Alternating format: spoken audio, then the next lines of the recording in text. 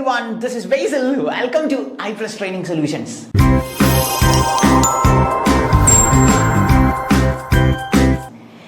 എല്ലാവരും നമ്മളുടെ bank of ബറോഡയുടെ office assistant എന്ന് പറഞ്ഞ പോസ്റ്റ് അപ്ലൈ ചെയ്തിട്ടിരിക്കുകയായിരിക്കും.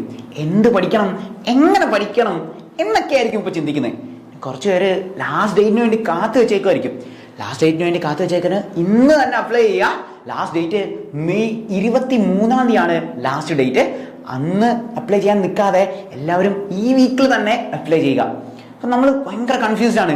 എന്തൊക്കെ കാര്യങ്ങളാണ് പഠിക്കേണ്ടത്, എന്താണ് സിലബസ്, ടഫ് ഉണ്ടാകുമോ, ക്രാക്ക് ചെയ്യാൻ പറ്റുമോ, എന്നെ കൊണ്ട് പറ്റണ കാര്യങ്ങളൊക്കെയാണോ ഇത്, ഇനി എങ്ങനെ പ്രിപ്പയർ ചെയ്യണം, വളരെ ലിമിറ്റഡ് പീരീഡ് അല്ലേ ഉള്ളൂ, എന്തൊക്കെ കാര്യങ്ങളാണ് ശ്രദ്ധിക്കേണ്ടത് എന്നൊക്കെയാണ് നിങ്ങൾ ചിന്തിക്കുന്നതെങ്കിൽ നിങ്ങളുടെ ലാസ്റ്റ് ഡേറ്റിന്റെ തലേ ദിവസം, അതായത് മെയ് 22 തേഴ്സ്ഡേ iPlus നിങ്ങളിലേക്ക് വരികയാണ് ഒരു വെബിനാറുമായിട്ട്. സോ എന്തൊക്കെ കാര്യങ്ങളാണ് നിങ്ങൾ ബാങ്കിങ് എക്സാമുകൾക്ക് വേണ്ടി പഠിക്കേണ്ടത്, എങ്ങനെ പഠിച്ചാൽ നമുക്ക് ഈ എക്സാം ടാക്കിൾ ചെയ്യാൻ സാധിക്കും, എന്തൊക്കെ കാര്യങ്ങളാണ് ശ്രദ്ധിക്കേണ്ടത് എന്നുള്ളത് ആ വെബിനാറിൽ നമ്മൾ പറയും. സോ നിങ്ങളുടെ ഈ വീഡിയോയുടെ താഴെയുള്ള ലിങ്ക് വഴി നിങ്ങൾക്ക് ഈ വെബിനാറിലേക്ക് ജോയിൻ ചെയ്യാൻ സാധിക്കും. അപ്പോൾ എല്ലാവരും തന്നെ വെബിനാറിൽ ജോയിൻ ചെയ്യുക. നമുക്ക് അവിടെ ഡിസ്കസ് ചെയ്യാം എന്തൊക്കെ കാര്യങ്ങളാണ് പഠിക്കേണ്ടത്, എങ്ങനെയാണ് പഠിക്കേണ്ടത് എന്നുള്ളത്. ഇന്ന് നമ്മൾ ഈ സെഷനുമായിട്ട് വന്നിരിക്കുന്നത് നിങ്ങളുടെ കൺഫ്യൂഷൻസ് ഒന്ന് മാറ്റാൻ വേണ്ടിയാണ്. അതായത് എങ്ങനെയൊക്കെ ആയിരിക്കും നമ്മുടെ ചോദ്യങ്ങൾ വരുന്നത്. നമ്മൾ കഴിഞ്ഞ സെഷനിൽ എന്താണ് നമ്മുടെ സിലബസ്, എങ്ങനത്തെ ചോദ്യങ്ങളുടെ പാറ്റേണുകൾ, സിലബസുകൾ എങ്ങനെയാണ് എന്നൊക്കെയുള്ള കാര്യം ഡിസ്കസ് ചെയ്തു. ഇന്ന് നമ്മൾ ചോദ്യങ്ങളായിട്ടാണ്, അതായത് കഴിഞ്ഞ എക്സാമിന് വന്നിരിക്കുന്ന PYQമായിട്ട് ബന്ധപ്പെട്ടിട്ടുള്ള ചോദ്യങ്ങളാണ് നമ്മൾ ചെയ്യുന്നത്. സോ ഇവിടെ നമുക്ക് നമ്മളുടെ ഇക്വേഷൻസ് ഇല്ല, അല്ലാതെ നിങ്ങളുടെ കൺവെൻഷണൽ മെത്തേഡ്സ് ഒന്നുമില്ല. Just I teach you short cuts and tricks without pen. പേന ഇല്ലാതെ തന്നെ നിങ്ങൾക്ക് ആൻസേഴ്സിലേക്ക് എത്താൻ സാധിക്കും. സോ നമുക്ക് നോക്കാം എങ്ങനെയാണ് ഈ ക്വസ്റ്റ്യൻസ് പാറ്റേൺ പോകുന്നത് എന്നുള്ളത്. ആദ്യത്തെ നമ്മളുടെ ചോദ്യം കറണ്ട് അഫെയർ സെഷനിൽ നിന്നുള്ളൊരു ചോദ്യമാണ്. നമ്മളുടെ സിലബസ് എടുത്ത് നോക്കിയപ്പം നിങ്ങൾ കണ്ടിട്ടുണ്ടായിരിക്കും ജനറൽ അവയർനെസ് എന്ന് പറഞ്ഞൊരു സാധനം. എന്താണ് ഈ ജനറൽ അവയർനെസ്? ഡീറ്റെയിൽഡ് ആയിട്ട് നമ്മൾ കഴിഞ്ഞ വീഡിയോയിൽ പറഞ്ഞു. ജനറൽ അവയർനെസ് എന്ന് പറഞ്ഞാൽ അതിൽ കറണ്ട് അഫെയർസ് ഉണ്ടായിരിക്കും, ബാങ്കിങ് അവയർനെസ് ഉണ്ടായിരിക്കും, സ്റ്റാറ്റിക് ആയിട്ടുള്ള കാര്യങ്ങൾ ഉണ്ടായിരിക്കും. ഇതാണ് ജനറൽ അവയർനെസ് എന്ന് പറയുന്നത്. അപ്പം നമ്മൾ കറണ്ട് അഫെയർസ് പഠിക്കുമ്പോൾ ഇനിയിപ്പോൾ ഇരുന്ന് കേരള PSCക്ക് പഠിക്കുന്ന പോലെ എല്ലാ കറണ്ട് അഫെയറും പഠിക്കണോ, അതോ കേരളത്തിലെ കാര്യങ്ങളൊക്കെ പഠിക്കണോ? അങ്ങനെ ഒന്നും പഠിക്കണ്ട. കറണ്ട് അഫെയർസ് പഠിക്കുന്നത് ബാങ്കിങ്ങുമായി ബന്ധപ്പെട്ടിട്ടുള്ള കാര്യങ്ങളായിരിക്കും നമ്മുടെ കറണ്ട് അഫെയർസ്. നമുക്കൊരു ചോദ്യം നോക്കാം. ഇത് കഴിഞ്ഞ തവണ നമുക്ക് വന്ന ചോദ്യത്തിന്റെ അപ്ഡേറ്റഡ് വേർഷൻ ആണ്. അതായത് കഴിഞ്ഞ തവണ വന്ന ചോദ്യം ആ വർഷത്തിലെ റിപ്പോ റേറ്റ് ആയിരുന്നു ചോദിച്ചിരിക്കുന്നത്. അതിന് നമ്മൾ പഠിക്കണോ? ആ വർഷത്തിലെ റിപ്പോ റേറ്റ് അത് പഠിക്കണ്ട. കാരണം നമ്മൾ എക്സാം എഴുതാൻ പോകുന്ന ഈ സമയത്തിലെ റിപ്പോ റേറ്റ് ആണ് നമ്മൾ പഠിക്കേണ്ടത്. What is the repo rate given by the Reserve bank of India monetary policy committee as on April 9, 2025. ഞാൻ അപ്ഡേറ്റ് ചെയ്താണ്. ഈ വർഷത്തെയാണ് നമ്മൾ പഠിക്കുന്നത്. കഴിഞ്ഞ എക്സാമിന് വന്നത് കഴിഞ്ഞ ആ എക്സാം നടന്ന സമയത്തായിരുന്നു. ഇപ്പൊ നമ്മൾ ഈ repo rate, reverse repo rate എന്നൊക്കെ നിങ്ങൾ കേട്ടിട്ടുണ്ടായിരിക്കും. എന്താ ഇത്? നമ്മൾ എല്ലാവർക്കും നിൽക്കും റിപ്പോ റേറ്റ് കുറച്ചു, കൂട്ടി, ഇനി ലോൺ കൂടും, വലിയ പ്രശ്നങ്ങളൊക്കെയാണ് എന്നൊക്കെയുള്ള പറയാം. ഇനി എങ്ങനെ ബാങ്കിങ് ലോണിങ് എടുക്കും, സാധാരണക്കാർ എങ്ങനെ ജീവിക്കും, റിപ്പോ റേറ്റ് ഇങ്ങനെ ചെയ്തു. എന്താ ഈ റിപ്പോ റേറ്റ്? എല്ലാവരും repo rate repo rate repo rate എന്നൊക്കെ പറയും. എന്താ ഈ സാധനം? എന്താ റിപ്പോ റേറ്റ് എന്ന് നോക്കണ്ടേ? ഒന്നും വേണ്ട. നമ്മുടെ കയ്യിൽ കാശില്ലെങ്കിൽ നമ്മൾ എന്ത് ചെയ്യും? നിങ്ങളൊന്ന് ആലോചിച്ച് നോക്ക്. നിങ്ങളുടെ കയ്യിൽ കാശില്ല, നിങ്ങൾ എന്ത് ചെയ്യും? സ്വാഭാവികമായിട്ടും നമ്മൾ ഒരു ബാങ്കിൽ പോയിട്ട് എന്തെടുക്കും? ലോൺ എടുക്കും, ആണല്ലോ. അന്നേരം നമ്മൾ അവർ പറയുന്ന ഇൻട്രസ്റ്റ് കൊടുക്കണം. ഓരോ ബാങ്കിനും ഓരോ ഇൻട്രസ്റ്റ് പാറ്റേൺ ആണ് വരുന്നത്. നിങ്ങൾ എപ്പോഴെങ്കിലും ചിന്തിച്ചിട്ടുണ്ടോ? അതായത് ബാങ്കിന്റെ കയ്യിൽ പൈസ ഇല്ലെങ്കിൽ ബാങ്ക് എന്ത് ചെയ്യും? കൊമേഴ്ഷ്യൽ ബാങ്കുകളുടെ കയ്യിൽ കാശില്ലെങ്കിൽ അവര് റിസർവ് ബാങ്ക് ഓഫ് ഇന്ത്യയുടെ കയ്യിൽ നിന്ന് പൈസ എടുക്കും. കാരണം റിസർവ് ബാങ്ക് ഓഫ് ഇന്ത്യ എന്ന് പറയുന്നത് ബാങ്ക്സ് ഓഫ് ബാങ്ക് എന്നറിയപ്പെടുന്ന ഒന്നാണല്ലോ നമ്മളുടെ reserve bank of India. Banks of bank. എന്തിനാ നമ്മൾ ഇങ്ങനെ പഠിക്കുന്നേ? എനിക്കതങ്ങ് റിസർവ് ബാങ്ക് ഓഫ് ഇന്ത്യ എന്ന് മാത്രം അങ്ങ് പറഞ്ഞു പോയാൽ പോരെ? അല്ല, ജനറൽ അവയർനെസ്സിൽ നമ്മളോട് ചോദിക്കും ബാങ്ക്സ് ഓഫ് ബാങ്ക് എന്ന് അറിയപ്പെടുന്നത് എന്താണ് എന്നുള്ളത്. RBI ആണ്, റിസർവ് ബാങ്ക് ഓഫ് ഇന്ത്യ ആണ്. ഇനി RBI ബാങ്ക്സ് ഓഫ് ബാങ്ക് എന്ന് മാത്രമേ അറിയത്തുള്ളൂ? ഇല്ല, കേന്ദ്രീകരിക്കുന്ന എല്ലാം ഇവിടെയാണ്. സെൻട്രൽ ബാങ്ക് ഇവിടെയാണ്. സോ സെൻട്രൽ ബാങ്ക് എന്നറിയപ്പെടുന്നത് RBI ആണ്. അപ്പൊ കൊമേഴ്ഷ്യൽ ബാങ്കുകളുടെ കയ്യിൽ കാശില്ലെങ്കിൽ അവർ പൈസ എടുക്കുന്ന RBIയുടെ കയ്യിൽ നിന്നാണ്. അപ്പോൾ RBI അവർക്ക് കൊടുക്കുന്ന പലിശ നിരക്കിനെ നമ്മൾ വിളിക്കുന്ന പേരാണ് റിപ്പോ റേറ്റ് എന്ന് പറയുന്ന, അല്ലെങ്കിൽ റീപർച്ചേസ് റേറ്റ് എന്നൊക്കെ നമ്മൾ ഇതിന്റെ ഫുൾ ഫോം ആയിട്ട് ഉപയോഗിക്കും. റീപർച്ചേസ് റേറ്റ് എന്താണ്, അല്ലെങ്കിൽ റിപ്പോ റേറ്റ് എന്താണ് എന്നൊക്കെ ചോദിച്ചു കഴിഞ്ഞാൽ അതിന്റെ അർത്ഥം എന്താണെന്ന് വെച്ച് കഴിഞ്ഞാൽ reserve bank of India commercial ബാങ്കുകൾക്ക് ലോൺ കൊടുക്കുമ്പോൾ, അല്ലെങ്കിൽ അവർക്ക് പൈസ കൊടുക്കുമ്പോൾ അവരിൽ നിന്ന് ഈടാക്കുന്ന പൈസയുടെ പെർസെൻറ്റേജ് ആണ് ഈ റിപ്പോ റേറ്റ് എന്ന് പറയുന്നത്. നിലവിലെ സാഹചര്യത്തിൽ റിപ്പോ റേറ്റ് എന്ന് പറയുന്നത് എത്രയാണ്, അതാണ് നമ്മൾ പഠിക്കേണ്ടത്. സോ നിലവിലെ സാഹചര്യത്തിലെ നമ്മളുടെ റിപ്പോ റേറ്റ് എന്ന് പറയുന്നത് 6 ആണ് എന്നുള്ള കാര്യം ഓർക്കുക. 6 ആണ് നിലവിലെ സാഹചര്യത്തിലെ റിപ്പോ റേറ്റ്. 6.25 ആയിരുന്നു, അവിടെ നിന്ന് മാറിയാണ് എന്ത് 6ലേക്ക് എത്തിയത്. സോ നമ്മളിപ്പോ 6 മാത്രം പഠിച്ചാൽ മതി. സോ കഴിഞ്ഞ എക്സാമിന് ഞാൻ പറഞ്ഞില്ല ഞാൻ ക്വസ്റ്റ്യൻ മാറ്റി എന്നുള്ളത്. സോ കഴിഞ്ഞ എക്സാമിന് വന്നപ്പോൾ അത് 6 അല്ലായിരുന്നു, പക്ഷെ ഇപ്പോൾ 6 ആണ്. അതായത് ഈ ഏപ്രിൽ 9 നമ്മളുടെ മോണിറ്ററി പോളിസി കമ്മിറ്റി ഒരു തീരുമാനം എടുത്തിരുന്നു. മോണിറ്ററി പോളിസി കമ്മിറ്റിയാണ് എന്ത് റിപ്പോ റേറ്റുമായി ബന്ധപ്പെട്ട് RBIയുമായി കോൺസെപ്റ്റ്സ് വരുന്നത്. സോ അതനുസരിച്ചാണ് 6 എന്ന് പറയുന്ന ആൻസറിലേക്ക് നമ്മൾ എത്തിയത്. അപ്പൊ ഇനി നമ്മളുടെ കയ്യിൽ ഒരുപാട് കാശുണ്ടെങ്കിൽ നമ്മൾ എന്ത് ചെയ്യും? നമ്മളുടെ കയ്യിൽ ഒരുപാട് കാശുണ്ടെങ്കിൽ നമ്മൾ എന്ത് ചെയ്യും? ബാങ്കിൽ കൊണ്ടിടും. അതിനും ബാങ്ക് നമുക്ക് പലിശ തരും ആണല്ലോ. അപ്പൊ ഈ കൊമേഴ്ഷ്യൽ ബാങ്കുകളുടെ കയ്യിൽ എന്ത് ചെയ്യും? കാശുണ്ടെങ്കിൽ അവരെന്ത് ചെയ്യുമായിരിക്കും? അവർ RBIയിൽ കൊണ്ടിടും. നമ്മുടെ കയ്യിലെ കാശ് നമ്മൾ അങ്ങോട്ട് ഇടുമ്പം നമ്മുടെ കയ്യിൽ നിന്ന് അവർ പലിശ വാങ്ങിക്കുന്ന പോലെ നമുക്ക് ഇങ്ങോട്ട് പലിശ തരുമോ? ഇല്ല, സ്വാഭാവികമായിട്ട് അത് കുറവായിരിക്കും. അതുപോലെ തന്നെ കൊമേഴ്ഷ്യൽ ബാങ്കുകളുടെ കാശ് ഈ റിസർവ് ബാങ്ക് ഓഫ് ഇന്ത്യയിൽ കൊടുക്കുമ്പം റിസർവ് ബാങ്ക് ഓഫ് ഇന്ത്യ കൊടുക്കുന്നതിനെയാണ് നമ്മൾ റിവേഴ്സ് റിപ്പോ റേറ്റ് എന്ന് പറയുന്നത്. റിവേഴ്സ് റിപ്പോ റേറ്റ് അത് സ്വാഭാവികമായിട്ടും എല്ലായ്പ്പോഴും ഈ 6നേക്കാൾ കുറവായിരിക്കും.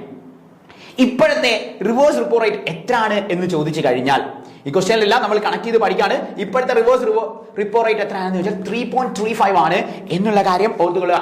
അത് നമുക്ക് ഓപ്ഷൻസ് നിന്ന് തന്നെ കിട്ടും. കാരണം എല്ലായ്പ്പോഴും റിപ്പോ റേറ്റിനേക്കാൾ കുറവായിരിക്കും റിവേഴ്സ് റിപ്പോ റേറ്റ്. അത് അങ്ങനെ തന്നെ പഠിക്കണം. എന്തുകൊണ്ടാണെന്ന് വെച്ചാൽ എക്സാമിന് അങ്ങനെയും ചോദിക്കും. എങ്ങനെയാണ് ഇത് നമ്മളുടെ ബന്ധം, റിലേഷൻ എന്നൊക്കെ ചോദിച്ചു കഴിഞ്ഞാൽ അപ്പോൾ ഓർത്തോണം, അത് നമ്മൾ ഈ സിമ്പിൾ ലോജിക്ക് വെച്ച് നമുക്ക് എളുപ്പത്തിൽ പാറ്റേൺ ചെയ്യാം. അതാണ് ഞാൻ പറഞ്ഞത്. നമ്മുടെ ക്ലാസ്സുകളുടെ പാറ്റേണുകൾ എന്ന് പറയുന്നത് we are not teaching you any conventional method. ഒരു കൺവെൻഷണൽ മെത്തേഡായിട്ട് കാണാപ്പാടം ഒന്നും പഠിക്കണ്ട. You can easily connect it pattern. നിങ്ങൾക്ക് എളുപ്പത്തിൽ ആൻസേഴ്സ് എഴുതാൻ പറ്റുന്ന പാറ്റേൺ ആണ്. This is connecting and visualisation method. So can we go to the next question? അടുത്ത ചോദ്യത്തിലേക്ക് പോവാം. സോ നമുക്ക് അടുത്തൊരു ക്വസ്റ്റ്യൻ നോക്കാം. Next question it is from the general awareness. That I already said that general awareness il current affairs കാണും, banking awareness കാണും. See, this is a direct question from banking awareness. It is a current affair also. അതൊരു current affair കൂടിയാണ്, banking awareness ലെ question ആണ്. അതായത് who is the current governor of Reserve Bank of India? This is the question. നമ്മൾ ഇച്ചിരി മുമ്പ് പഠിച്ച banks of bank എന്നറിയപ്പെടുന്ന, സെൻട്രൽ ബാങ്ക് എന്നറിയപ്പെടുന്ന റിസർവ് ബാങ്ക് ഓഫ് ഇന്ത്യ എവിടെ ഹെഡ് ക്വാർട്ടേഴ്സ്? വേഗം പറ എവിടെ ഹെഡ് ക്വാർട്ടേഴ്സ്? ഹെഡ് ക്വാർട്ടേഴ്സ് മുംബൈയിലാണ്. ഈ മുംബൈ എവിടെയാ? മഹാരാഷ്ട്രയുടെ ക്യാപിറ്റൽ ആണ് മുംബൈ എന്ന് പറയുന്നത് ആണല്ലോ. മഹാരാഷ്ട്രയുടെ ക്യാപിറ്റൽ ആണ് Mumbai. Reserve bank of India അവിടെയല്ലേ സ്ഥിതി ചെയ്യുന്നത്. അതുകൊണ്ട് ഇന്ത്യയുടെ ഫിനാൻഷ്യൽ ക്യാപിറ്റൽ എന്നറിയപ്പെടുന്നതും എന്താണ്? മുംബൈ തന്നെയാണ്. So they may ask questions like this: which is the financial capital of India? We can easily connect that financial capital of India. It is Mumbai. Why? Because it is reserve bank of ഇന്ത്യയുടെ head quarters സ്ഥിതി ചെയ്യുന്ന അവിടെയാണ്. Banks of bank എന്നറിയപ്പെടുന്ന, central bank എന്നറിയപ്പെടുന്ന RBIയുടെ ഇപ്പോഴത്തെ governor ആരാണ്? ഇതാണ് ചോദ്യം. RBIയുടെ ഇപ്പോഴത്തെ ഗവർണർ ആരാണ്? രഘുറാം രാജൻ, നിർമ്മല സീതാരാമൻ, ഉർജിത് പട്ടേൽ, സഞ്ജയ് മൽഹോത്ര. ഓപ്ഷനുകളെല്ലാം RBIയുമായി ബന്ധപ്പെട്ടിരിക്കുന്ന ആളുകൾ തന്നെ ആയിരിക്കും. അതല്ലാതെ ഒരു ബന്ധവുമില്ലാത്ത ആൾക്കാരെ ഒരിക്കലും നമുക്ക് ഓപ്ഷനിൽ കിട്ടില്ല. ഉർജിത് പട്ടേൽ ഇന്ത്യയുടെ RBI ഗവർണർ ആയിരുന്നു, ഇപ്പോൾ അല്ല. രഘുറാം രാജൻ ഇന്ത്യയുടെ RBI ഗവർണർ ആയിരുന്നു, ഇപ്പോൾ അല്ല. നിർമ്മല സീതാരാമൻ ആരാ? പൈസയ്ക്കായിട്ട് ബന്ധപ്പെട്ട ആളാണ്. ആരാ? ഇന്ത്യയുടെ ഫിനാൻസ് മിനിസ്റ്റർ ആണ്. ഇന്ത്യയുടെ ഫിനാൻസ് മിനിസ്റ്ററിന് ഒരു പ്രത്യേകതയുണ്ട്. എന്താണ്? ആരാണോ ഇന്ത്യയുടെ ഫിനാൻസ് മിനിസ്റ്റർ അവർ തന്നെ ആയിരിക്കും എല്ലായ്പ്പോഴും GST കൗൺസിലിന്റെ ചെയർമാൻ പദവി അലങ്കരിക്കുന്നത്. സോ GST കൗൺസിലിന്റെ ഇപ്പോഴത്തെ ചെയർമാൻ ആരാണ്? നിർമ്മല സീതാരാമൻ ആണ്. ഇന്ത്യയുടെ ഫിനാൻസ് മിനിസ്റ്റർ ആണ് നിർമ്മല സീതാരാമൻ ആണല്ലോ. സോ അവരുമല്ല ആര്? RBIയുടെ ഗവർണർ. അപ്പൊ ആരാണ് ഇപ്പോഴത്തെ RBIയുടെ ഗവർണർ? സഞ്ജയ് മൽഹോത്രയാണ് ഇപ്പോഴത്തെ RBI governor. This may be the right one. Sanjay Malhotra. നമ്മൾ ഇതെല്ലാം പഠിച്ചുകൊണ്ട് അവിടെ ചെല്ലും. സഞ്ജയ് മൽഹോത്രയാണ് RBIയുടെ ഗവർണർ എന്ന് പറഞ്ഞ് പഠിച്ചുകൊണ്ട് ചെല്ലുമ്പോൾ അവർ ചോദിക്കേ, what is the chronological order of Sanjay Malhotra among the governors of RBI? പച്ച മലയാളത്തിൽ ചോദിച്ചാൽ RBIയുടെ എത്രാമത്തെ ഗവർണറാണ്? അതായത് റിസർവ് ബാങ്ക് ഓഫ് ഇന്ത്യയുടെ ഗവർണേഴ്സിനെ കുറിച്ച് പഠിക്കുമ്പോൾ നമ്മൾ പ്രധാനമായും ശ്രദ്ധിക്കേണ്ട കോൺസെപ്റ്റ് ആണ് എന്ത്? RBIയുടെ എത്രാമത്തെ ഗവർണറാണ് ഇപ്പോഴത്തെ സഞ്ജയ് മൽഹോത്ര എന്ന് പറയുന്നത്. ഇപ്പോഴത്തെ സഞ്ജയ് മൽഹോത്ര 26ാമത്തെ RBIയുടെ ഗവർണറാണ്. റിസർവ് ബാങ്ക് ഓഫ് ഇന്ത്യയുടെ 26ാമത്തെ ഗവർണറാണ് ആര്? സഞ്ജയ് മൽഹോത്ര. ഇദ്ദേഹം റീപ്ലേസ് ചെയ്യുന്നത് ശക്തികാന്ത് ദാസിനെയാണ് റീപ്ലേസ് ചെയ്തത്. ശക്തികാന്ത് ദാസിനെ റീപ്ലേസ് ചെയ്ത് ആണ് സഞ്ജയ് മൽഹോത്ര ഇങ്ങോട്ട് വരുന്നത്. അപ്പൊ ശക്തികാന്ത് ദാസിന്റെ നമ്പർ എത്ര? 25ാമത്തെ ആയിരുന്നു. 25ാമത്തെ വ്യക്തിയായിരുന്നു ആര്? ശക്തികാന്ത് ദാസ്. അദ്ദേഹത്തിനെ റീപ്ലേസ് ചെയ്തുകൊണ്ടാണ് 26ാമത്തെ റിസർവ് ബാങ്ക് ഓഫ് ഇന്ത്യയുടെ ഗവർണർ പദവി സഞ്ജയ് മൽഹോത്ര പഠിച്ചത്. എളുപ്പമാണ്. നമ്മൾ കാശൊക്കെ കൈ കൊടുക്കുന്ന ആരാ? ഇച്ചിരി ശക്തിയൊക്കെ ഉള്ള മനുഷ്യരായില്ലായിരുന്നു നമ്മൾ കൊടുത്തിരുന്നത്. പോരാ, ശക്തി പോരെ, കുറച്ചുകൂടി മഹാബലവാനായ മനുഷ്യനെ നമുക്ക് വേണം. കുറച്ചുകൂടി മഹാബലവാനായ ആൾക്കാർ വേണം. മൽഹോത്ര മല്ലനാവണം എന്നോർത്തോ. മല്ലന്റെ കുറച്ച് മല്ലനൊക്കെ ആണെങ്കിലല്ലേ നമുക്ക് കിട്ടത്തുള്ളൂ. സോ മല്ലന്റെ കയ്യിൽ നമ്മൾ ഏൽപ്പിച്ചു. സോ മൽഹോത്ര, സഞ്ജയ് മൽഹോത്ര. ഇനി മറന്നുവോ? തന്നിരിക്കുന്ന ഓപ്ഷനിൽ പൈസ ഏൽപ്പിക്കുന്നത്, റിസർവ് ബാങ്ക് ഓഫ് ഇന്ത്യ ഏൽപ്പിക്കുന്നത് ഒരു മല്ലന്റെ കയ്യിലാണ്. ഇനി നമ്മൾ മറക്കില്ല, സഞ്ജയ് മൽഹോത്ര 26ാമത്തെയാണ്. ആണ് ഈ RBI എന്ന തുടങ്ങിയ പരിപാടി? ഇന്ത്യക്ക് സ്വാതന്ത്ര്യം കിട്ടിയിട്ടാണോ? ഇന്ത്യക്ക് 1947 സ്വാതന്ത്ര്യം കിട്ടി, എന്നിട്ടാണോ നമ്മൾ RBI തുടങ്ങി? അല്ല. റിസർവ് ബാങ്ക് ഓഫ് ഇന്ത്യ നമ്മൾ സ്റ്റാർട്ട് ചെയ്യുന്നത് 1935ലാണ്. ബാങ്കിങ് അവയർനെസ്സിൽ നമ്മൾ പ്രധാനമായും ശ്രദ്ധിക്കേണ്ട കാര്യമാണ്. 35ലാണ്. ഒന്നുകൂടി നമ്മുടെ കുറെ നമ്പേഴ്സ് ആണ്, നിങ്ങൾ കൺഫ്യൂസ് ആവണ. സോ 1935ലാണ് എന്ത് നമ്മളുടെ reserve bank of India start ചെയ്തത്. ഏപ്രിൽ 1 പറഞ്ഞു തരേണ്ട കാര്യമുണ്ടോ? ഫിനാൻഷ്യൽ ഇയർ നമ്മൾ സ്റ്റാർട്ട് ചെയ്യുന്ന ഏപ്രിൽ 1 മാർച്ച് അവസാനമൊക്കെ ആകുമ്പോൾ നമ്മൾ ഭയങ്കര ടൈറ്റ് ആവും. ഏപ്രിൽ 1 ഫിനാൻഷ്യൽ ഇയർ സ്റ്റാർട്ട് ചെയ്യുന്നത്. So 1935 April 1 reserve bank of India start ചെയ്യുന്നത് ബ്രിട്ടീഷുകാരുടെ കാലത്തല്ലേ. അപ്പൊ ആദ്യത്തെ ഗവർണർ ആരാണ്? ഇപ്പോഴത്തെ ഗവർണർ നമ്മൾ പഠിച്ചു സഞ്ജയ് മൽഹോത്ര, 26ാമത്തെ ഗവർണർ. ആദ്യത്തെ ഗവർണർ ആരാ? ആദ്യത്തെ ഗവർണർ എന്ന് പറയുമ്പോൾ തന്നെ തന്നിരിക്കുന്ന ഓപ്ഷനിൽ നിന്ന് നമുക്ക് ആൻസർ എഴുതാൻ സാധിക്കണം. അല്ല നമ്മൾ കാണാപ്പാഠം പഠിക്കാനും നമുക്ക് സമയമില്ല.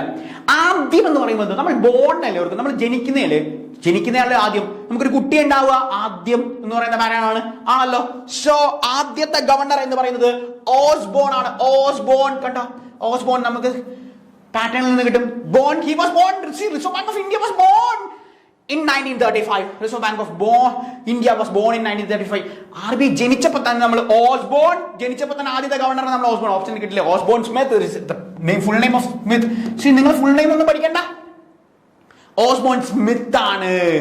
Gold smith. RBIയിൽ നമ്മൾ ഗോൾഡ് വെക്കുന്ന പാറ്റേൺ ഇല്ലേ? So gold smith. അങ്ങനെ വേണേൽ നമുക്ക് കണക്ട് ചെയ്യാം, എങ്ങനെ വേണമെങ്കിൽ കണക്ട് ചെയ്യാം. നിങ്ങൾക്ക് എളുപ്പത്തിൽ എങ്ങനെയാണ് ഓപ്ഷൻസ് ഇന്ന് കിട്ടുന്നത്. സോ RBI ജനിച്ചപ്പോൾ തന്നെ ആദ്യം നമ്മളോട് എക്സാമിലേക്ക് ഫസ്റ്റ് ഗവർണർ ആണ് ജനിച്ചു. ആദ്യം RBI ജനിച്ചപ്പോൾ തന്നെ ഓസ്ബോൺ തന്നിരിക്കുന്ന ഓപ്ഷൻസിൽ നിന്ന് ഓസ്ബോൺ എടുത്തു. അപ്പം ബ്രിട്ടീഷുകാരുടെ കയ്യിലായിരിക്കുന്നതെന്ന് നമ്മൾ പറഞ്ഞു ആണല്ലോ. ബ്രിട്ടീഷുകാരുടെ കയ്യിലായിരിക്കുന്നത്, അതുകൊണ്ട് അയാൾ ഒരു ബ്രിട്ടീഷുകാരനല്ലേ. അപ്പൊ നമ്മളോട് ചോദിക്കും റിസർവ് ബാങ്ക് ഓഫ് ഇന്ത്യൻ ഗവർണറായ ആദ്യത്തെ ഇന്ത്യക്കാരൻ ആരാണ് എന്ന് ചോദിക്കും. ആദ്യത്തെ ഇന്ത്യക്കാരൻ ആരാണ് എന്ന് ചോദിക്കും. ഓസ്ബോൺ ആണോ? അല്ല, ആദ്യത്തെ ഇന്ത്യക്കാരനെയാണ് നമുക്ക് വേണ്ടത് ആണല്ലോ. ആദ്യത്തെ ഇന്ത്യക്കാരൻ ഇന്ത്യ ആണ്. അപ്പൊ കുറച്ച് ദേശസ്നേഹമുള്ള മനുഷ്യനെയൊക്കെ നമുക്ക് വെക്കാൻ നോക്കാം. കുറച്ച് ദേശസ്നേഹമുള്ള ഒരാളെ നമ്മൾ സിനിമയൊക്കെ കാണുമ്പോൾ സാധാരണ CD ഒക്കെ ഇട്ട് സിനിമയൊക്കെ കാണുമ്പോൾ നമുക്ക് ദേശസ്നേഹം തോന്നും. CD ദേശ്മുഖ് കണ്ടോ? ദേശസ്നേഹമുള്ള ആളെയാണ് നമ്മൾ എന്ത് ചെയ്യുന്നത്? CD ദേശ്മുഖ് ആണ് നമ്മളുടെ പാറ്റേൺ. CD ദേശ്മുഖ് എളുപ്പത്തിൽ നമുക്ക് ഓർത്തിരിക്കാം. സോ CD ദേശ്മുഖ് ആണ് എന്ത്? റിസർവ് ബാങ്ക് ഓഫ് ഇന്ത്യയുടെ ഇന്ത്യക്കാരനായ ആദ്യത്തെ governor. First Indian who became the governor of Reserve Bank of India, it is CD Deshmukh. You can easily get that pattern from that pattern. Well, so CD Deshmukh 1935 April 1 in the Reserve Bank of India start ചെയ്ത headquarters നമ്മൾ പഠിച്ചു കഴിഞ്ഞു. മുംബൈ ആണ്, Maharashtra capital ആണ് മുംബൈ. അതുകൊണ്ടാണ് financial capital of India എന്ന് മുംബൈയെ അറിയിക്കുന്നത്. നമുക്ക് അടുത്ത ക്വസ്റ്റ്യനിലേക്ക് പോകാം. So you have to be very familiar with the chronological order of Sanjay Malhotra. It is that we already said that it is 26. While we go to a reasoning question, എല്ലാ നിങ്ങൾക്കുള്ള ഓരോ ക്വസ്റ്റ്യനിൽ നിന്നും അത് ഞാൻ പറഞ്ഞിരുന്നു. Reasoning, English, math, GA 4 subject ആണുള്ളത്. GAയിലെ 2 question നമ്മൾ ചെയ്തു. ഒന്ന് കറന്റ് അഫയേഴ്സും ഒന്ന് ബാങ്കിങ് അഫയേഴ്സും ചെയ്തു ആണ്. ഇനി നമുക്ക് റീസണിംഗിൽ ഒരു ക്വസ്റ്റ്യൻ ചെയ്യാം. സോ റീസണിംഗിലെ ക്വസ്റ്റ്യൻസ് ആണ് നമ്മൾ അടുത്ത് ചെയ്യാൻ പോകുന്ന പാറ്റേൺ എന്ന് പറയുന്നത്. So if in A certain code bank is written as DCPM, then how will loan be written in that code? This is the pattern. ഇങ്ങനെയാണ് ചോദ്യം വരുന്നത്. അവരെപ്പോഴും ഈ സൈഡിലോട്ടായിരിക്കും, ഇങ്ങനെയായിരിക്കും ക്വസ്റ്റ്യൻ വരുന്നത്. നമ്മുടെ ക്വസ്റ്റ്യൻ പേപ്പർ എപ്പോഴും ഇങ്ങനെ ആയിരിക്കും വരുന്നത്. നമ്മൾ എന്ത് ചെയ്യണമെന്ന് അറിയാവോ? നമ്മളുടെ കണ്ണിനൊരു പ്രശ്നമുണ്ട്. നമ്മൾ എപ്പോഴും കണ്ണ് ഇങ്ങനെയാ വായിക്കാൻ നമുക്ക് ഇഷ്ടം, നമുക്ക് താഴോട്ട് വായിക്കാനാണ് ഇപ്പം ഇഷ്ടം. നമ്മൾ എന്ത് ചെയ്യണമെന്നോ, അവർ പറയാണ് ബാങ്ക് എന്ന് പറയുന്നത് എന്താണെന്ന് അവർ പറയുന്നത്? DCPM. കണ്ടോ? ഒന്നുമില്ല, അവർ സൈഡിലോട്ട് എഴുതിയിട്ട ഞാൻ താഴോട്ട് എഴുതി, അത്രേ ഉള്ളൂ, വേറെ ഒരു പ്രശ്നവുമില്ല. താഴോട്ട് എഴുതുക, ജസ്റ്റ് ഒന്ന് താഴോട്ട് എഴുതുക ആണല്ലോ. ഇനി നമ്മൾ ആൽഫബറ്റിക് കോഡിങ്ങിൽ നിന്ന് വരുന്ന ഒരു ചോദ്യമാണിത്. ആൽഫബറ്റിക് കോഡിങ് എങ്ങനെയാ പഠിക്കേണ്ടതെന്ന് സിലബസ് ഡിസ്കസ് ചെയ്തപ്പോൾ ഞാൻ പറഞ്ഞു, ഒന്നുമില്ല, ഒരൊറ്റ വാക്ക്, ഒരൊറ്റ മന്ത്രം എന്റെ കൂടെ ചൊല്ലിക്കഴിഞ്ഞാൽ നിങ്ങൾക്ക് എളുപ്പത്തിൽ കിട്ടും. എന്തായിരുന്നു മന്ത്രം? ഓർമ്മയുണ്ടോ? ഇജോട്ടി, ഇജോട്ടി, ഇജോട്ടി. ചാൻറ്റ് വിത്ത് മീ, ഇജോട്ടി. എന്താ വേർഡ്? ഈ നമുക്ക് വേറൊരു മഷി എടുക്കാം അല്ലെ. IJOTY. ഇജോട്ടി. എന്താ ഗുണം?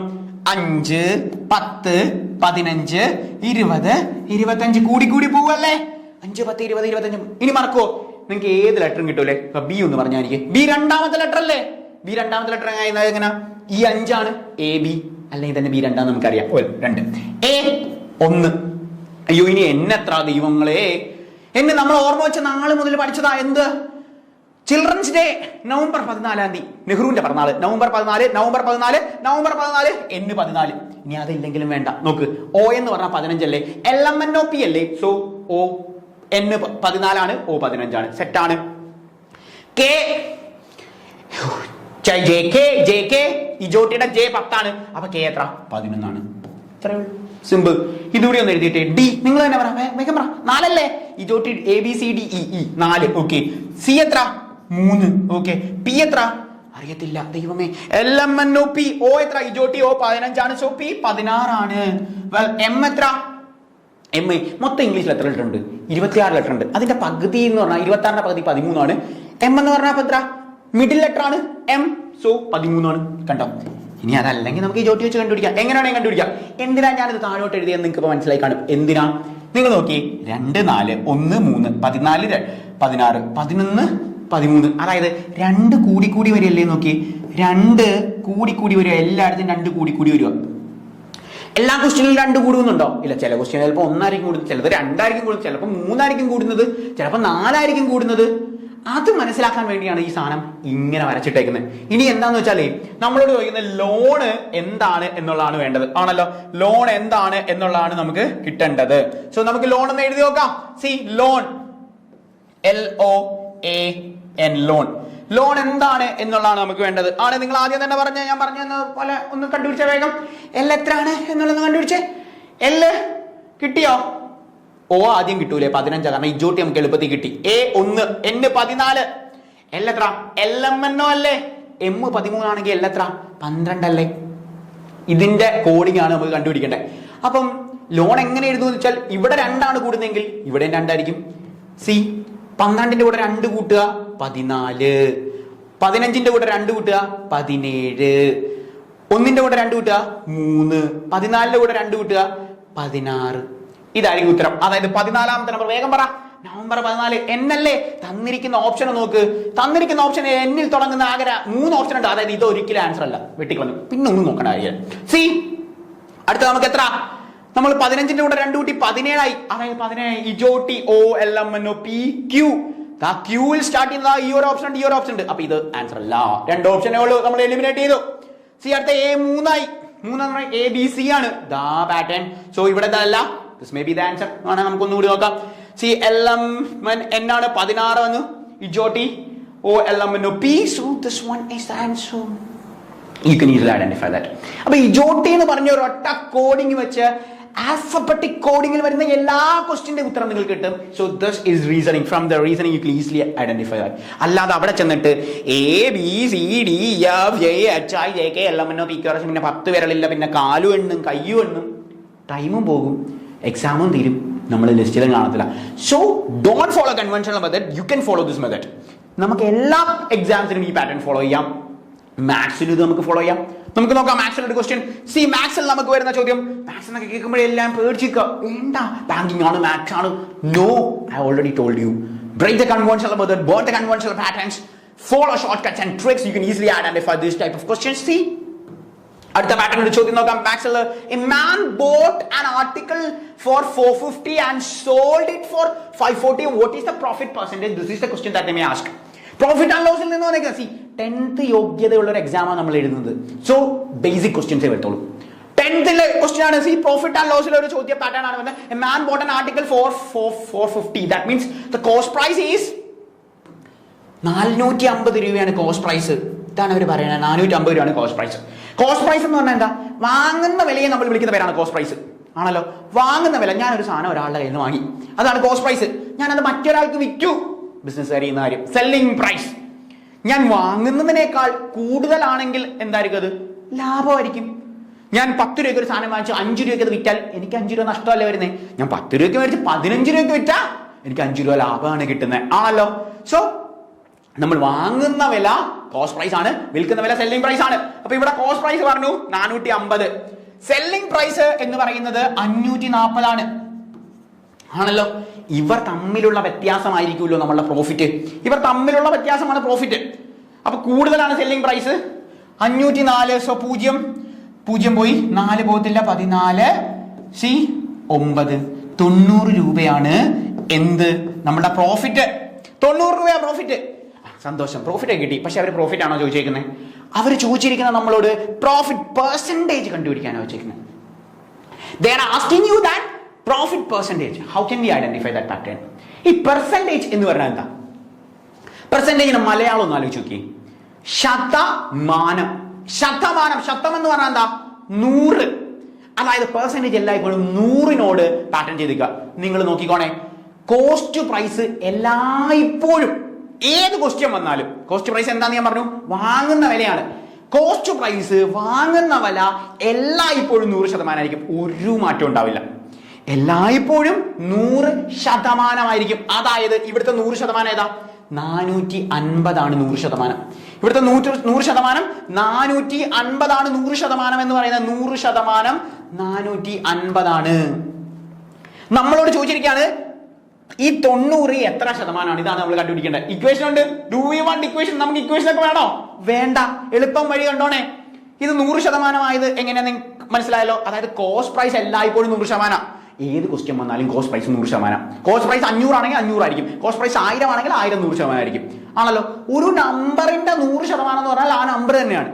ഒരു നമ്പറിന്റെ 100% എന്ന് പറഞ്ഞാൽ ആ നമ്പർ തന്നെയാണ്. 10ന്റെ 100% 10 ആണ്, 70ന്റെ 100% 70 ആണ്. അപ്പൊ 450 എന്ന് പറയുന്ന കോസ്റ്റ് പ്രൈസിന്റെ 100% 450 ആണ്.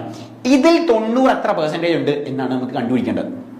ഇതിൽ 90 എത്ര പെർസെന്റേജ് ഉണ്ട്, എത്ര ശതമാനമാണ് 90? ഒരു ഓപ്ഷനിൽ 10 എന്ന്, 15 എന്ന്, 20 എന്ന്, 25 എന്ന്. നമ്മൾ എന്ത് ചെയ്യും? ഒന്നും ചെയ്യണ്ട. ഒരു സംഖ്യ, ഇത് 100% ആണല്ലോ, ഒരു സംഖ്യയുടെ 10% കണ്ടുപിടിക്കാൻ എന്ത് വേണം? ഇക്വേഷൻ ഇട്ട് കൂട്ടണോ? ഒരു സംഖ്യയുടെ 10% കണ്ടുപിടിക്കാൻ 10ൽ എത്ര 0 ഉണ്ട്? 10ൽ എത്ര 0 ഉണ്ട്? നിങ്ങൾ പറ. ഒരു സംഖ്യയുടെ 10ൽ എത്ര 0 ഉണ്ട്? ഒരു 0 അല്ലേ ഉള്ളൂ. അപ്പൊ നമ്മൾ 1% ഒരു സൈഡ് മാറ്റി കുത്തിയാൽ, കണ്ടോ, ഒരു സൈഡ് മാറ്റി കുത്തി കഴിഞ്ഞാൽ നമുക്ക് ആൻസർ കിട്ടി. അതായത് 450ന്റെ 10% എന്ന് പറഞ്ഞാൽ 45 ആണ്. കണ്ടോ, 450ന്റെ 10%. വേറൊരു സംഖ്യ പറ. നിങ്ങൾ വേറെ ഒരു സംഖ്യ 2560. 2560 ആണല്ലോ. ഒരു ചുമ്മാ ഒരു നമ്പർ എടുക്കുക, 2560. ഇതിന്റെ 10% ഒന്ന് കണ്ടുപിടിച്ചേ. ഇതിന്റെ 10% കണ്ട് ഒരു 0 മാറ്റി കുത്തേ, 256. അതാണ് 10%. കണ്ടോ, ഏത് നമ്പർ വേണമെങ്കിലും കിട്ടും. 1% കണ്ടുപിടിക്കാനോ 2 സ്ഥാനം മാറ്റി കുത്തിയാൽ മതി. അതായത് 450ന്റെ 1% കണ്ടുപിടിക്കണമെങ്കിൽ 4.5 ആണ്. 2 സ്ഥാനം മാറ്റി കുത്തുന്നുണ്ട്. സിമ്പിൾ ആയിട്ട് കിട്ടുമല്ലോ. അപ്പൊ 10% കിട്ടി 45. 45 90 തമ്മിൽ എന്തെങ്കിലും ബന്ധമുണ്ടോ? ആ ഉണ്ട്. നമുക്ക് കാണുമ്പോൾ തന്നെ കിട്ടും. ഒരു 45 കൂടി കിട്ടിയാൽ നമ്മുടെ ഉത്തരം കിട്ടി. 10%, വീണ്ടും ഒരു 10% എടുത്ത് 45. സോ 45 90. അതായത് ഉത്തരം എന്ന് പറയുന്നത് 20%. 20% ഉത്തരം എന്ന് പറയുന്നത്. എളുപ്പത്തിൽ ഐഡന്റിഫൈ ചെയ്യാം. So this is concepts, basic concepts ഉപയോഗിച്ചും നിങ്ങൾക്ക് പഠിക്കാം. നിങ്ങൾക്ക് ഇക്വേഷൻ വെച്ച് വേണമെങ്കിൽ ഇക്വേഷൻ വെച്ചും പഠിക്കാം. So we follow both methods. So the maths faculties will teach you the equation patterns, the shortcuts, everything. So do practice these type of questions. They may ask these type of questions. So we are going to the last question of this session. It is from English സെഷനിൽ നിന്നാണ് അവസാനത്തെ question. So English session എളുപ്പമാണ്, ഒന്നുമില്ല, വളരെ simple ആയിട്ട്. See, fill in the blank. She dashed to the market before the rain started. ടെൻസിൽ നിന്നുള്ളൊരു ചോദ്യമാണ്. So നമ്മൾ പ്രസന്റ് ടെൻസ് ഉണ്ട്, പാസ്റ്റ് ടെൻസ് ഉണ്ട്, ഫ്യൂച്ചർ ടെൻസ് ഉണ്ട്. നിങ്ങൾ അതിനെക്കുറിച്ച് ഒന്നും ചിന്തിക്കേണ്ട. നിങ്ങൾ ജസ്റ്റ് ഇതൊന്നും നോക്കിയാൽ മതി. She dash to the market before the rain started. ഇവിടെ ഏത് ടെൻസാണ് ഉപയോഗിച്ചിരിക്കുന്നത്? Rain started. സ്റ്റാർട്ടഡ് എന്ന് പറഞ്ഞാൽ സ്റ്റാർട്ടഡ് വെർബിന്റെ രണ്ടാമത്തെ ഫോം അല്ലേ? വെർബിന്റെ രണ്ടാമത്തെ ഫോം അല്ലേ എഴുതിയിരിക്കുന്നത്? Go, went, gone, went. Play, played, played. വെർബിന്റെ രണ്ടാമത്തെ ഫോം അല്ലേ? സോ സബ്ജക്ട് കഴിഞ്ഞ് വെർബിന്റെ രണ്ടാമത്തെ ഫോം ഉപയോഗിക്കുന്നത് സിമ്പിൾ പാസ്റ്റ് ടെൻസിലാണ്. ആണല്ലോ. ഇത് കഴിഞ്ഞു പോയ ഒരു കാര്യമാണെന്ന് മനസ്സിലായോ? She dash to the market before the rain started. കഴിഞ്ഞു പോയ കാര്യമാണ് ഈ പറയുന്നത്, കഴിഞ്ഞു പോയ കാര്യമാണ്. ആണല്ലോ. അതായത് ഒരു സെന്റൻസിൽ കഴിഞ്ഞു പോയ ഒരു കാര്യം പറഞ്ഞിട്ടുണ്ടെങ്കിൽ പിന്നെ എല്ലാം പാസ്റ്റ് ടെൻസ് എടുത്തോളും. പാസ്റ്റ് ടെൻസിനെ കുറിച്ച് എവിടെയെങ്കിലും പറഞ്ഞിട്ടുണ്ടെങ്കിൽ പിന്നെ എല്ലാം പാസ്റ്റ് ടെൻസ് എടുത്തോളും. പിന്നെ കയറി പ്രസന്റ് ഉപയോഗിക്കാൻ പറ്റുമോ? പിന്നെ കയറി ഫ്യൂച്ചർ ഉപയോഗിക്കാൻ പറ്റുമോ? പറ്റില്ല. ആ സെന്റൻസ് കണ്ടിന്യൂ ചെയ്യുമ്പോൾ പിന്നെ എല്ലാം പാസ്റ്റ് ആയിരിക്കണം. ഇനി തന്നിരിക്കുന്ന ഓപ്ഷൻ നിങ്ങളൊന്ന് നോക്കിയേ, നിങ്ങൾ തന്നെ ആൻസർ പറ. വില്ല് ഗോ എന്ന് പറഞ്ഞു കഴിഞ്ഞാൽ എന്തുവാ? വില്ല് ഗോ ഫ്യൂച്ചർ അല്ലേ? വില്ലൊക്കെ ഫ്യൂച്ചർ അല്ലേ? ഇത് ഉത്തരം കിട്ടുമോ? ഇല്ല, കാരണം ഇവിടെ പാസ്റ്റ് ടെൻസ് നമ്മൾ ഓൾറെഡി കണ്ടുപിടിച്ചു. ഗോസ് പാസ്റ്റ് ടെൻസ് ആണോ? അല്ല, ഗോഡ് പാസ്റ്റ് ടെൻസ് വെണ്ടാണ്. അപ്പൊ ഈ സാധനം ശരിയല്ല, ഉത്തരം തെറ്റാണ്. സി ഹാസ് ഗോൺ, ഹാസ് ആരുടെ കൂടെ? ഹാസ് പ്രസന്റിന്റെ കൂടെ അല്ലേ? പ്രസന്റ് പെർഫെക്റ്റ് അല്ലേ ഹാസും ഹാവ് എന്നൊക്കെ പറയുന്നത്? അപ്പൊ അത് ഇവിടെ വരുമോ? ഇല്ല, കാരണം എന്താ? ഇത് വെർബിന്റെ രണ്ടാമത്തെ ഫോം. അപ്പൊ ഇതും അല്ല answer. So what may be the answer? പിന്നീട് ഒറ്റ ഓപ്ഷൻ ഉള്ള ഓപ്ഷൻ ഈസ് ഹാഡ് ഗോൺ. സത്യത്തിൽ ഇത് പാസ്റ്റ് പെർഫെക്റ്റിൽ നിന്നുള്ളൊരു ക്വസ്റ്റ്യൻ ആണ്. എന്താണ് പാസ്റ്റ് പെർഫെക്റ്റ്? പാസ്റ്റ് പെർഫെക്റ്റ് എന്ന് പറഞ്ഞു കഴിഞ്ഞാൽ ഭൂതകാലത്ത് കഴിഞ്ഞുപോയ സമയത്ത് രണ്ട് കാര്യങ്ങൾ നടക്കുകയാണ്. ഇതിൽ ആദ്യ കാര്യം നടന്ന സാധനം, ഇതിൽ ആദ്യം നടന്ന കാര്യം പാസ്റ്റ് പെർഫെക്റ്റിലായിരിക്കും ഉപയോഗിക്കുന്നത്. Past perfect had plus V3. രണ്ടാമത് നടന്ന കാര്യം സിമ്പിൾ പാസ്റ്റ് ടെൻസിലായിരിക്കും ഉപയോഗിക്കുന്നത്. ഓർത്തിരിക്കുന്ന ഒറ്റ കാര്യമുള്ളൂ, ഇതൊന്നും ഓർത്തിരുന്നാൽ നിങ്ങൾക്ക് എളുപ്പത്തിൽ കിട്ടും. നമ്മളൊരു ദിവസം റെയിൽവേ സ്റ്റേഷനിലോട്ട് പോകുമായിരുന്നു. നമ്മൾ പോയപ്പോഴേക്കും ട്രെയിനിന്റെ പാട്ടിന് പോയി. നമ്മൾ തിരിച്ച് വീട്ടിൽ ചെന്നിട്ട് അമ്മയോട് പറയാണ്, അമ്മേ ഞാൻ ചെന്നപ്പോഴേക്കും ട്രെയിൻ പോയി. ആദ്യം പോയത് ആരാ? ട്രെയിൻ അല്ലേ ആദ്യം പോയത്? അല്ലേ നമ്മൾ കയറി എറണാകുളത്ത് പോകത്തില്ലായിരുന്നോ? സോ ട്രെയിൻ ആണ് ആദ്യം പോയത്. അപ്പൊ ആദ്യം നടന്ന കാര്യം പാസ്റ്റ് പെർഫെക്റ്റ് ആണ്. The train had left. നമ്മൾ അങ്ങോട്ട് when I reached the railway station, when I reached. കണ്ടോ? Simple past tense. ഇതാണ് ഇവിടെ തന്നിരിക്കുന്നത്. കണ്ടോ? The rain started, simple past tense. അപ്പൊ ഇത് കഴിഞ്ഞാൽ പിന്നെ ഇവിടെ പാസ്റ്റ് പെർഫെക്റ്റ് എടുത്തോളൂ. തന്നിരിക്കുന്ന ഓപ്ഷൻസിൽ past perfect pattern had plus V3 ആണ്. സോ നിങ്ങൾക്ക് കൺവെൻഷണൽ മെത്തേഡിലെ ടെൻസ് എന്താണെന്ന് ഞാൻ പറഞ്ഞു തന്നു. ഇനി കൺവെൻഷണൽ മെത്തേഡ് ഒന്നും വേണ്ട, ഓപ്ഷൻസിൽ നിന്ന് എങ്ങനെയാണ് പിക്ക് ചെയ്യേണ്ടതെന്നും പറഞ്ഞു തന്നു. അതായത് നമ്മൾ പഠിക്കുമ്പോൾ ശ്രദ്ധിക്കേണ്ട കാര്യം എന്ന് പറയുന്നത്, സി ഇതൊരു കോമ്പറ്റേറ്റീവ് എക്സാമിനേഷൻ ആണ്. Competitive examination, the word itself say that it is A competition. Speed, maximum practice, തന്നിരിക്കുന്ന ഓപ്ഷനുകളിൽ നിന്ന് എലിമിനേഷൻ ടെക്നിക്സ് എടുക്കുക, എങ്ങനെ ആൻസേഴ്സിലേക്ക് എത്തുക എന്നുള്ളതാണ്. സോ ഇതിവിടെ അവസാനിക്കുന്നില്ല. ഞാൻ പറഞ്ഞു നമ്മളെ വെബിനാറിനകത്ത് എങ്ങനെയാണ് നിങ്ങൾ പഠിക്കേണ്ടത്, എന്തൊക്കെ സ്ട്രാറ്റജീസ് ആണ് ഉപയോഗിക്കേണ്ടത് എന്നുള്ള കാര്യം പറയാം. സോ വെബിനാറിന്റെ ഫോം താഴെയുണ്ട്, ആ ഫോം ഫിൽ ചെയ്യുക and do attend that webinar. That's all. Thank you. By.